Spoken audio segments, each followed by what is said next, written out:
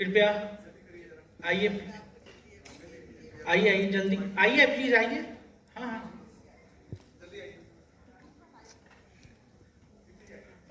पूरा इन्फॉर्मल कर लियो तो मैं वाइस चांसलर सर से आग्रह करूंगा कि वो पट पहनाकर मंत्री जी का स्वागत करें और सम्मान प्रदान करके।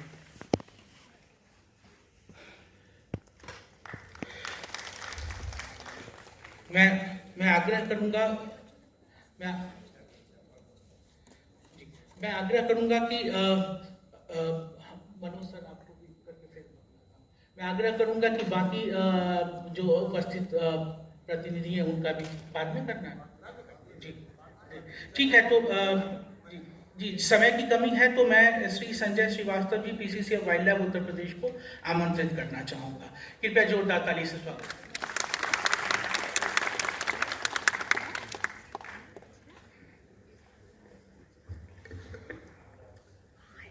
आदरणीय मंत्री जी, वन एवं पर्यावरण मंत्रालय एवं मंच पे आसीन मैडम वासंती राव जी, कीर्तिमान जी, आशीष, महेश सहयोगी एवं साथियों, बड़े हर्ष का विषय है कि आज हम लोग एक महत्वपूर्ण विषय पे यह फिल्म फेस्टिवल का आयोजन कर रहे हैं। मुझे बहुत ही गर्व और साथ ही साथ उत्साहित हूं मैं कि इस कार्यक्रम से मैं जुड़ सका। आप सभी जानते हैं कि वेटलैंड, जिसके बारे में यह मूल भाव है, जिसको हमको आगे बढ़ाना है, इसमें बहुत ही ध्यान से, बहुत ही मेहनत और लगन के साथ इसको कार्य उत्तर प्रदेश कर रहा है। वेटलैंड की आवश्यकता हम सभी जानते हैं, बहुत ही महत्वपूर्ण है। वो हमें खाने के सामान, पानी की शुद्ध पानी, फ्लड कंट्रोल, साथ ही साथ क्लाइमेट चेंज में भी बहुत सहयोग करते हैं। तो इनका हमें संरक्षण और संवर्धन बहुत जरूरी है। कुछ चीज़ों को मैं बस आपके संज्ञान में लाना चाहूँगा कि उत्तर प्रदेश सरकार ने काफ़ी अच्छा प्रयास किया है। ये रामसर साइट का घोषणा की गई है, जो कि पूरे देश में दूसरे स्थान पे है।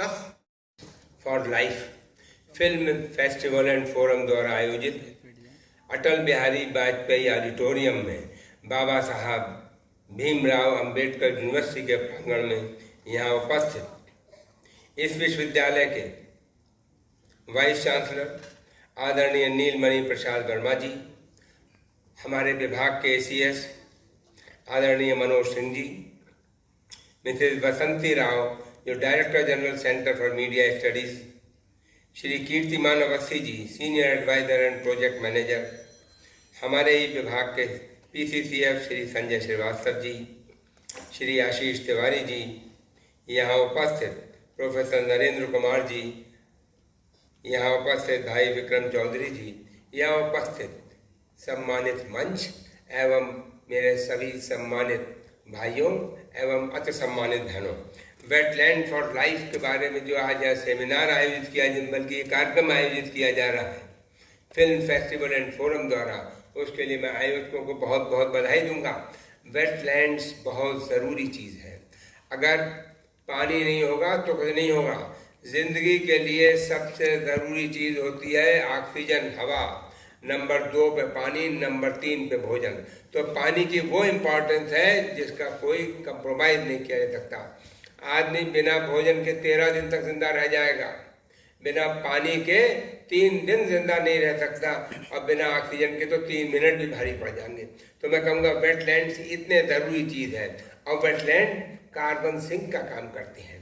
पानी चाहे समुद्र में हो, नदियों में हो, झील में हो, नहरों में हो, तालाब में हो, हर जगह इसकी इम्पोर्टेंस है। और पानी के साथ साथ जो दलदल होती है वो तो कम इम्पॉर्टेंट नहीं है, दलदल भी, उसके अंदर कार्बन सिंक बहुत होता है, बहुत से घास फूस पेड़ पौधे हो जाते हैं। और वेटलैंड्स के अंदर मैं तो समझता हूँ बायोडाइवर्सिटी भी बहुत होती है। वेटलैंड्स में जितनी बायोडाइवर्सिटी एक जगह मिलती है, चाहे वो बैक्टीरिया हो, माइक्रोब्स हों, या वहाँ पे फंजाई हो, और बहुत से एनिमल्स हों, मछलियाँ हों, एम्फीबियंस हों, बर्ड्स हों, इन सब के लिए जहाँ पानी होगा वहीं बर्ड्स होंगी, और न केवल हमारे यहाँ की लोकल बर्ड्स बल्कि बाहर से दूर दूर की बर्ड्स आती हैं। तो मैं यही कहूँगा, जिस तरह पत्थर पर गिरती पानी की बूंदें उसमें धार बना देती हैं, उसी तरह से आपके द्वारा और मानव के द्वारा छोटे छोटे प्रयास से भी बड़ा लक्ष्य हासिल होता है। वाह वाह। हमारे यहाँ अभी हमारे संजय जी बता रहे थे, देश के सबसे ज़्यादा रामसर साइट्स हमारे प्रदेश में 10 हैं, जो कि कई स्टेट में तो एक एक दो दो हैं, हमारे यहाँ 10 साइट्स हैं। और हमारे यहाँ बड़ी संख्या में माइग्रेटरी बर्ड्स आती हैं। और मैं यही कहूँगा, राज्य वेटलैंड प्राधिकरण ने इस बार बहुत काम करने का सोचा है। काम हमने शुरू भी कर दिया है। गंगा नदी के दोनों ओर 10 किलोमीटर सीमा के भीतर आने वाले वेटलैंड के संरक्षण का निर्णय लिया है। उत्तर प्रदेश के गंगा बाढ़ के मैदान, वेटलैंड्स का संरक्षण और सतत प्रबंधन योजना का राष्ट्रीय स्वच्छ गंगा मिशन द्वारा वित्त पोषित किया गया है। इसमें नदी के दोनों ओर 10 किलोमीटर के दायरे में स्थित 282 वेटलैंड्स का सत्यापन शामिल है। साथियों, पानी को साफ रखना बहुत ज़रूरी है, और पानी को साफ रखने के लिए उसके अंदर जो एक्वेटिक एनिमल्स होते हैं, एक्वेटिक बीट्स होती हैं, उनकी अपनी इम्पोर्टेंस है, उन्हें भी साफ रखना। थोड़ी बहुत गंदगी तो, थोड़ा बहुत पॉल्यूशन तो पानी अपने आप साफ कर देता है, लेकिन जब लिमिट से ज़्यादा होता है तब वह पॉल्यूटेड कहलाता है। और पानी के अंदर जो पॉल्यूशन होता है वो सबसे ज़्यादा मैन मेड होता है। तो मैं चाहूँगा हम लोगों को इस तरह से अपनी एक्टिविटीज़ में इस तरह से चेंज करना चाहिए कि हम पानी को वेस्ट ना करें, हम पानी को पॉल्यूट ना करें, और पानी के आसपास अगर पेड़ लगाएंगे तो मिट्टी का कटान नहीं होगा। उसके अंदर जिस तालाब के किनारे पेड़ लगे होंगे वो तालाब जल्दी नहीं सूखेगा, और वहाँ पे पेड़ भी जल्दी होंगे। पेड़ को ज़रूरत होगी तालाब से पानी ले लेगा, तालाब को ज़रूरत होगी वो पेड़ से पानी ले लेगा। तो इस तरह से मैं यही कहूँगा कि आज जो कार्यक्रम आयोजित किया, ये बहुत अच्छा कार्यक्रम आयोजित किया, और लोगों में इसके लिए जागरूकता डेवलप हो रही है, और लोगों को इसके बारे में जानकारी हो कि भाई पानी बचाना और पानी को शुद्ध रखना बहुत ज़रूरी है। इसके लिए मैं आयोजकों को बहुत बहुत धन्यवाद दूंगा। वेटलैंड्स फॉर लाइफ जो आपने नाम रखा है वो बहुत अच्छा है। वेटलैंड्स की बहुत ज़्यादा उपयोगिता है। इन्हीं शब्दों के साथ आप सबको नमन करता हूँ, वंदन करता हूँ, अभिनंदन करता हूँ, और आप सबके उत्तम स्वास्थ्य, उज्जवल भविष्य की कामना करता हूँ। बहुत बहुत धन्यवाद।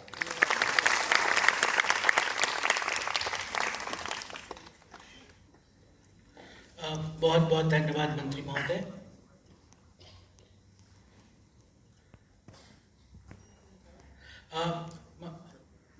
मंत्री महोदय की व्यस्तता के कारण वो अभी कार्यक्रम से प्रस्थान कर रहे हैं। एक बार जोरदार तालियों से फिर से उनका धन्यवाद करें।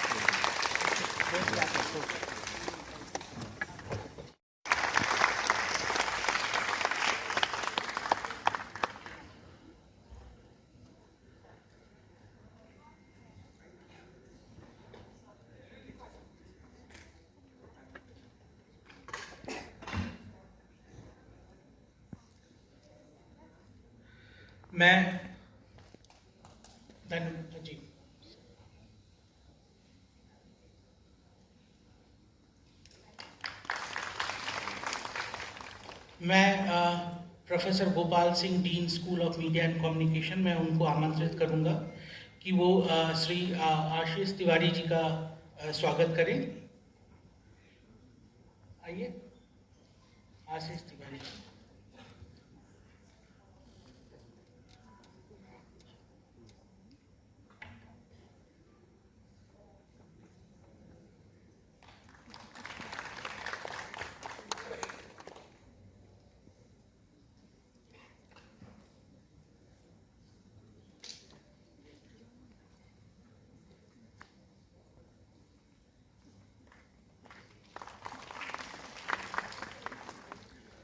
मैं professor Rajesh Kumar, dean school of earth and environmental sciences, उनको आमंत्रित करूंगा कि वो कृपया स्टेज पे आए। और वासंती मैम, हमारे विश्वविद्यालय के कुलपति प्रोफेसर नीलमणि प्रसाद वर्मा जी का स्वागत करें।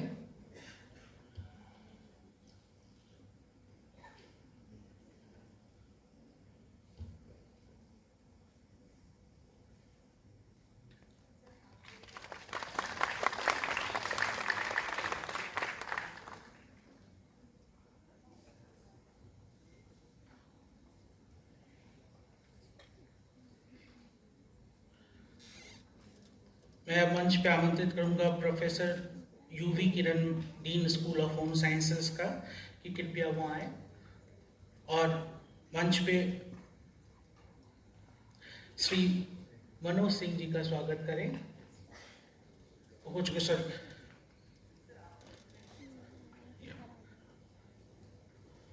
श्री संजय श्रीवास्तव सर का स्वागत करें। उनका स्वागत है।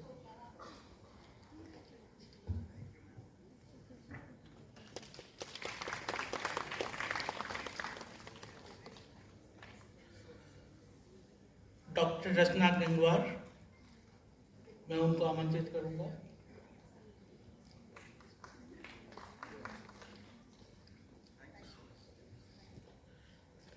मैं आपसे आग्रह करूंगा कि Shri Kirtiman Awasthi ji, senior adviser and project manager GIZ, उनका स्वागत करें।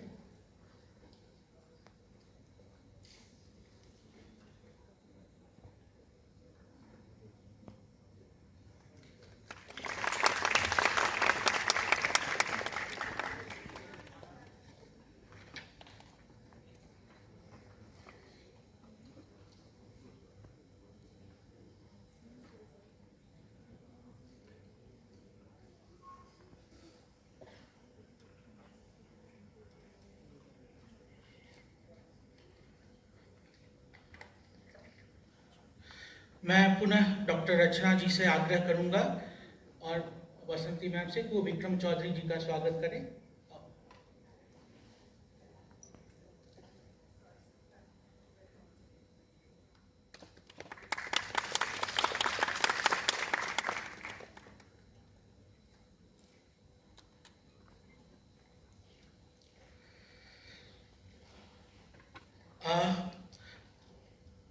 लास्ट नॉट द लीस्ट, मैं फिर से डॉक्टर रचना जी से आग्रह करूंगा कि वो director general centre for media study Vasanti Rao ji का स्वागत करें।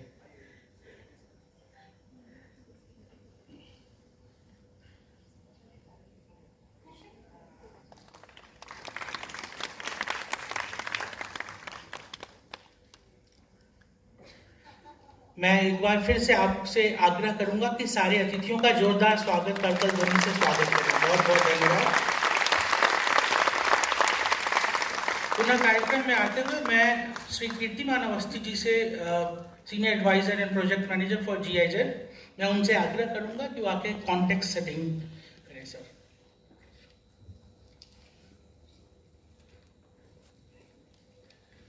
Thank you sir ji. Good morning everyone. Professor Neelmani Prasad Verma ji, the Vice Chancellor, Baba Saheb Bhimrao Ambedkar University, Shri Sanjay Srivastava sir, PCCF Wildlife, Government of Uttar Pradesh, Shri Ashish Tiwari ji, Secretary Environment, Forest and Climate Change, Government of Uttar Pradesh, Shri Vikram Chaudhary ji, and Dr. Vasanti, and all the distinguished guests and students. I will be very brief in the context, because the context we are going to see through movies, and that's the idea of a film festival on wetlands. And the title which says the wetlands for life, and life is also an initiative. While life indicates Jeevan, but life is also an initiative of the Government of India, which is about lifestyle for sustainable lifestyle for environment. So lifestyle for environment. So how wetlands contribute to sustainable lifestyle, and also healthy wetlands, the well-managed and conserved wetlands also contributes to the livelihood, well-being and economy in general. Just to work on the wetlands and realize the potential of wetlands and how it contributes to biodiversity conservation, but also you must have also heard about the topic of disaster risk and climate change. some of you also must have read it in your courses as well.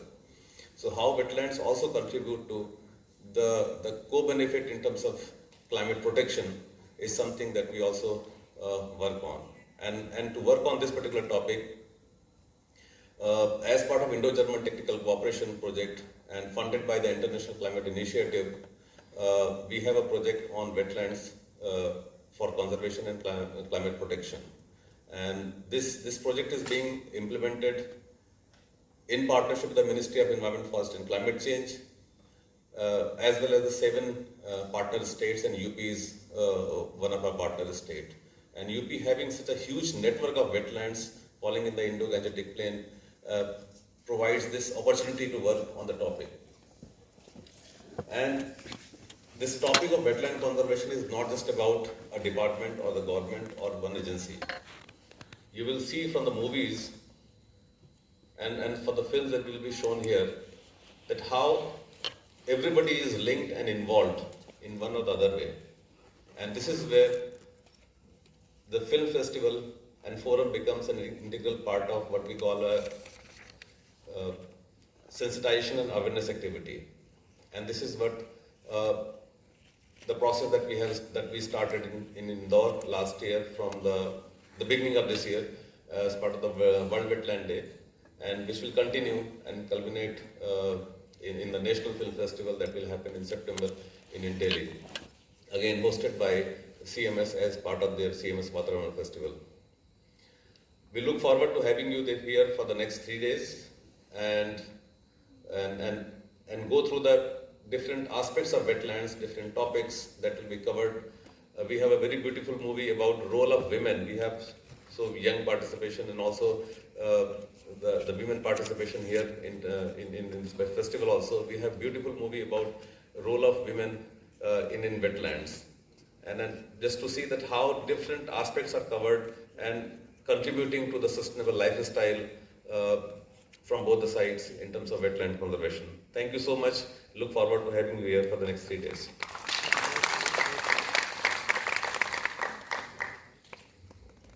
Thanks a lot.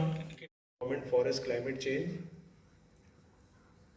respected Vice Chancellor Babasaheb Bhimrao Ambedkar University, PCCF Wildlife Sri Sanjay Srivastava sir, Kirtiman Avasthi ji from GIZ, other delegates on the dais, and most importantly, all the students. It's really a great pleasure to be part of the inaugural ceremony for this film festival on wetlands. And I think no narrative and no narration is needed for the importance of wetlands for the security of life, climate, and planet Earth. We all will know and we all appreciate that the water is a lifeline for all kinds of living organisms, including mankind. And the wetlands, they not only store the water, but also recharge our groundwaters, which are a kind of a repository for our next generation. There are other ecosystem services of wetlands. I think every student knows that and must be reading in their curriculum also. The kind of ecosystem services are numerous, whether all wetlands have cultural values, they have environmental values, ecosystem services, and also you can say aesthetic values also. I will cite one example that when a particular wetland was rejuvenated in the state of Madhya Pradesh, the value of the land around that wetland, it is just nearby city of Bhopal, soared like anything. The cost of land increased very much. because of aesthetics of the wetland. So you just have to think upon that the wetlands have so many values, so many services to the society, to the environment and to the mankind. And this festival, I think, in our country, the wetland conservation has become a mission, and I am really very happy that GIZ has tried to incorporate a biggest stakeholder, the creative community, by way of making films regarding the wetlands for awareness of conservation of wetlands. So if the creative community like filmmakers, poets, etc., if they join such mission, I think that mission is bound to be very, very successful.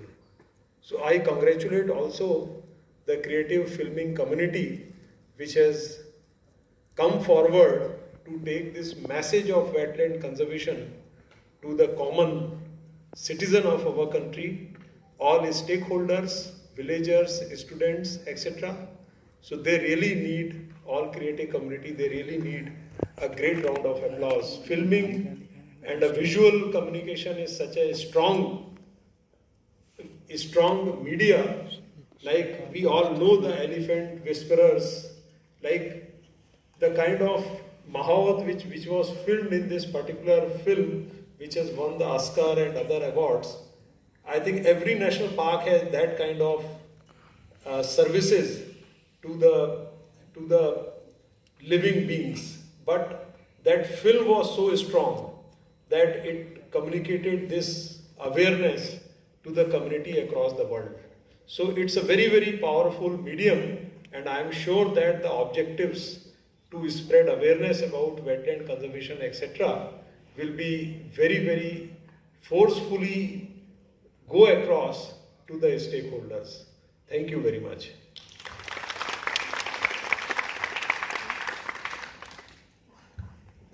Thank you very much, sir.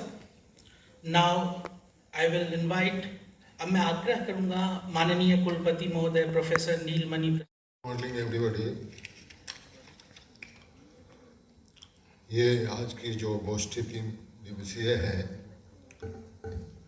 इसमें CMS यानी centre of media studies के लोग involve हैं, और उनके involvement के कारण ही हमारे स्टेट से आए हुए जो मनोज सिंह जी हैं, सेक्रेटरी ACS हैं, और उनके साथ और जो ऑफिस के लोग हैं, आशीष त्रिपाठी जी, और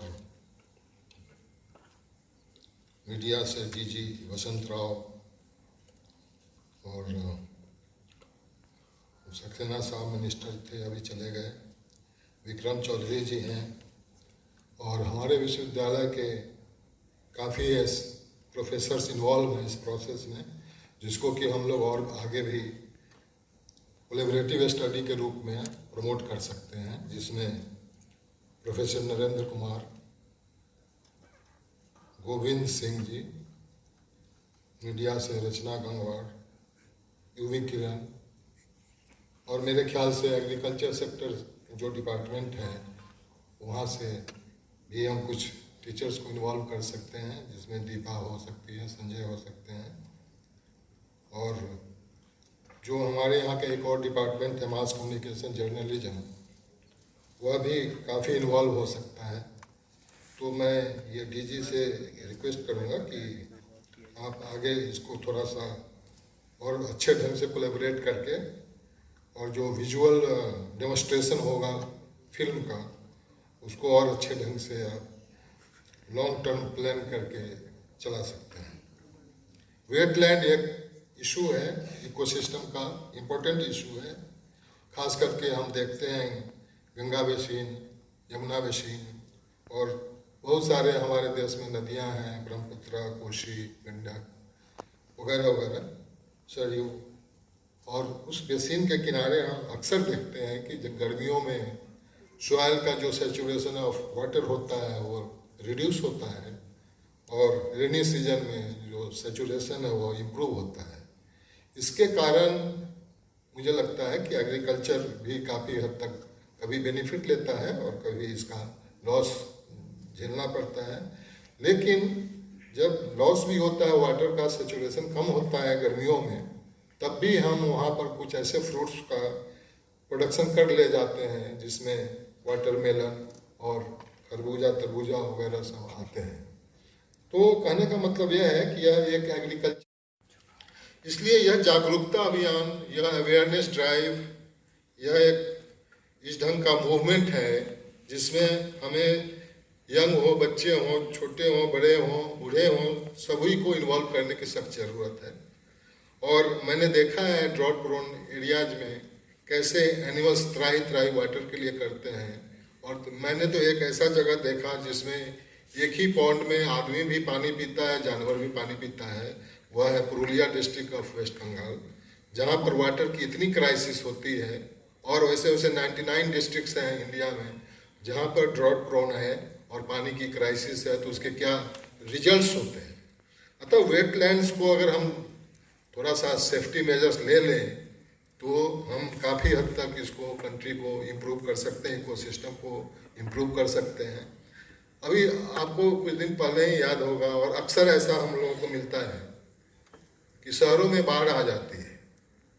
और शहरों में बाढ़ आने का कारण क्या है कि नदी के किनारे का जो बेसिन का लैंड है उस पर अर्बनाइजेशन तेज़ी से हो रही है और लैंड और घिरता जा रहा है। अर्बनाइजेशन के कारण ह्यूज स्ट्रक्चर खराब होता जा रहा है, जिसके कारण जो साइकिल, वाटर साइकिल है वह ठीक से काम नहीं करती। और थोड़ा सा भी रेन ज़्यादा हुआ तो वह वाटर लॉगिंग की तरफ ले जाता है, ड्रेनेज काम नहीं करती। और फिर हमें फ्लड का खास करके मेट्रोपोलिस में अक्सर देखने को मिलता है। और अभी के समय में तो आप अक्सर देख ही रहे होंगे कि वो चाहे उत्तर प्रदेश हो या उत्तराखंड हो या आसाम हो, नेपाल से जितने भी नदियाँ गिरती हैं इंडिया में वो सब फ्लडेड हो जाती हैं। तो किसी तरह उस वाटर को अभी हम कैसे प्रोटेक्ट करें, यह बहुत बड़ी बात है। कुछ दिन पहले एक और डिस्कशन चल रहा था, लिंकिंग ऑफ रिवर्स। यह भी बहुत हद तक इम्पोर्टेंट कंपाउंड था, लेकिन शायद लिटिगेशंस में गया और फिर कोई बहुत इम्पोर्टेंट जजमेंट नहीं आ पाई, जिसके कारण हम नदियों को लिंक नहीं कर पाए। और लिंक अगर कर पाते तो शायद हम इक्विटेबल डिस्ट्रीब्यूशन ऑफ वाटर को इंश्योर करते, और उसको इंश्योर अगर करते तो हमारा एग्रीकल्चर सेक्टर भी ग्रो करता, इंडस्ट्री सेक्टर भी ग्रो करता, और एक वाटर का डिस्ट्रीब्यूशन हर क्षेत्र में सही ढंग से हो पाता, जिसमें ड्रिंकिंग वाटर भी इम्पोर्टेंट है और एनिमल के लिए भी हम वाटर दे सकते हैं। हमने देखा है हमारे कैंपस में ही देखते हैं अक्सर, और हर साल जब गर्मी आती है तो एक हमारा जो कैंपस का एक कॉर्नर पॉइंट है वो एनिमल इन्फेस्टेड है। और वहाँ पर गर्मी में खास करके मई जून के महीने में वाटर क्राइसिस इतनी होती है कि हम लोग खुद एनिमल्स को वाटर देने के लिए बड़े बड़े टब बनाते हैं और उसमें उनको पानी पिलाते हैं। तो हमें ये देखने की सख्त ज़रूरत है कि सिर्फ ह्यूमन बीइंग अपने लिए ही चिंतित ना हो, बर्ड्स के लिए भी चिंतित हो, एनिमल्स के लिए भी चिंतित हो, क्योंकि हम लोग एक ब्रेन रखते हैं और उस ब्रेन के से हम टेक्नोलॉजी जनरेट करते हैं, नॉलेज स्प्रेड करते हैं, और उसके तहत ही हम चीज़ों को बहुत हद तक सुरक्षित कर सकते हैं और सस्टेनेबल बना सकते हैं। मुझे बहुत आशंका है इस बात का कि जो परिस्थितियां चल रही हैं जिसमें वाटर टेबल नीचे जा रहा है, ग्राउंड वाटर का, या रिवर, बहुत सारे रिवर मिस हो रहे हैं। अक्सर न्यूज में देखते हैं कि यहाँ ये रिवर थी वो लुप्त हो गई। ये भी सुनने को आ रहा है कि कुछ वर्षों में बड़े बड़े नदियाँ भी छोटी हो जाएंगी। तो ऐसे हालात में सस्टेन करना पूरे इकोसिस्टम को बहुत डिफिकल्ट होगा। शायद मुझे लगता है कि हम लोगों का जो ये अवेयरनेस ड्राइव है एक मूवमेंट के रूप में आगे बढ़े। ये जो पिक्चर है, ये जो फिल्म बन रहा है, इसको हम हर नुक्कड़ रूरल सेक्टर में भी ले जाएं, फार्मर्स के लिए ले जाएं, हम लेबरर्स के लिए ले जाएं, हम माइग्रेंट्स के लिए ले जाएं, सबको अवेयर करने की कोशिश करें। तो मुझे लगता है कि ज़्यादा सार्थक होगा, क्योंकि यह तो एक एजुकेशनल सोसाइटी है, यूनिवर्सिटी है, यहाँ पर स्टूडेंट्स एमएससी पीएचडी वाले होते हैं और ये सब जागरूक खुद ही होते हैं। लेकिन हम कैसे कम्युनिटी तक इन सब बातों को पहुँचाने की कोशिश करें, कैसे पॉलिसी मेकर्स को हम ज़्यादा कॉशन करें वह ज़्यादा जरूरी है, क्योंकि ये बढ़ती हुई आबादी में, जहाँ पर 140 करोड़ भारत में है और विश्व में भी यह तेज़ी से बढ़ती ही जा रही है, खास करके एशियन नेशंस में, तो यह सख्त ज़रूरत है कि हम वेटलैंड को प्रोटेक्ट करके, इकोसिस्टम को कंजर्व करके हम रेवेन्यू को जनरेट कर सकते हैं, नेशनल इनकम को जनरेट कर सकते हैं, जीडीपी को बढ़ा सकते हैं और लोगों के पर कैपिटा इनकम को इम्प्रूव कर सकते हैं। यह सख्त ज़रूरत है और मुझे काफ़ी अच्छा लगेगा अगर मैं इस पिक्चर का देखने के लिए मैं उत्सुक हूँ। इन्हीं शब्दों के साथ मैं अपने को यहाँ विराम देता हूँ। शायद स्टूडेंट्स भी ज़्यादा पिक्चर देखने के लिए ही आ रहे हैं।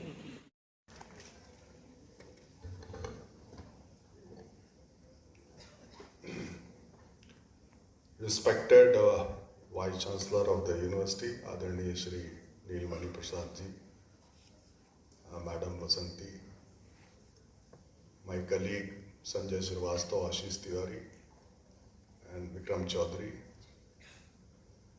and the respected audience. It's a great pleasure and delight to be here, a film festival on wetland. Kirtiman Awasthi ji is a leading pioneer who has worked with us for 2 years now, in fact 3 years now, and in different capacity. And now he has come up with a very good idea. Who makes the film? Whether it is the author, which is called Auteur theory,